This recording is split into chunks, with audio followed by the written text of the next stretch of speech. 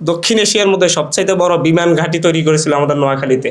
সবচাইতে বেশি ক্ষতিগ্রস্ত ফেনীর পরে ক্ষতিগ্রস্ত জেলা নোয়াখালী। আমাদের এই নোয়াখালীতে এই সকল জাহাজ চলার জন্য আমাদের নোয়াখালীতে নিয়মিত ড্রেজিং করা হয়। 14 জন মিলে যদি কথা বলি, আমার মনে হয় তারেক রহমান ফেলতে পারবো না, প্রধানমন্ত্রী ফেলতে পারবো না আমাদের দাবিগুলা। আমাদের এই জায়গায় ব্রিটিশ আমলে তাদের যুদ্ধের জন্য, দেশের নিরাপত্তার জন্য সবচাইতে বড়, দক্ষিণ এশিয়ার মধ্যে সবচাইতে বড় বিমান ঘাঁটি তৈরি করেছিল আমাদের নোয়াখালীতে। আজকে আমরা এই নোয়াখালীতে দাঁড়িয়ে আমাদের একটা বিমানবন্দর নাই, এর চাইতে হাস্যকর আর কি হইতে পারে।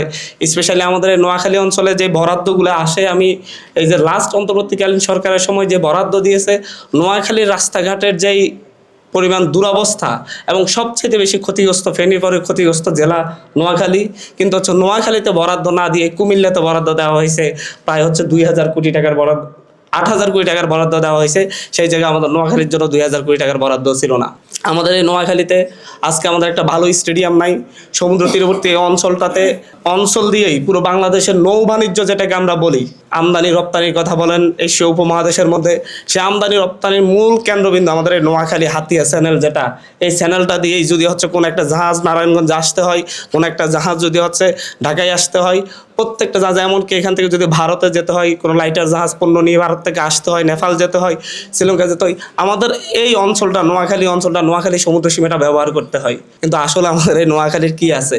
আমাদের এই নোয়াখালীতে এই সকল জাহাজ চলার জন্য আমাদের নোয়াখালীতে নিয়মিত ড্রেজিং করা হয়, এবং এই ড্রেজিংয়ের পরে আমাদের ভূমি ভেঙে ভেঙে নদীতে চলে যাচ্ছে।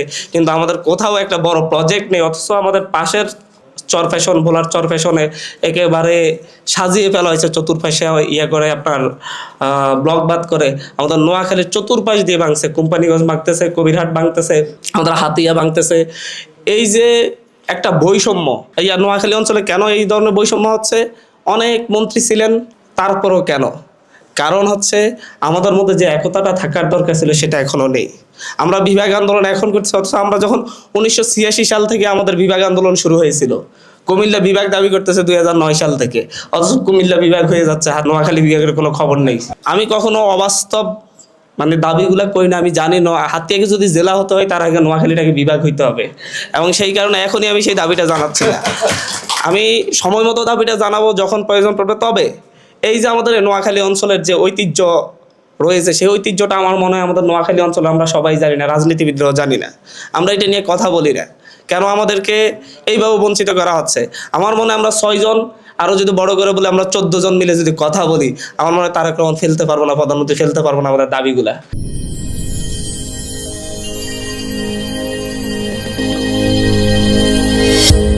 ভিশন 24, দৃষ্টিতে বিস্ময়।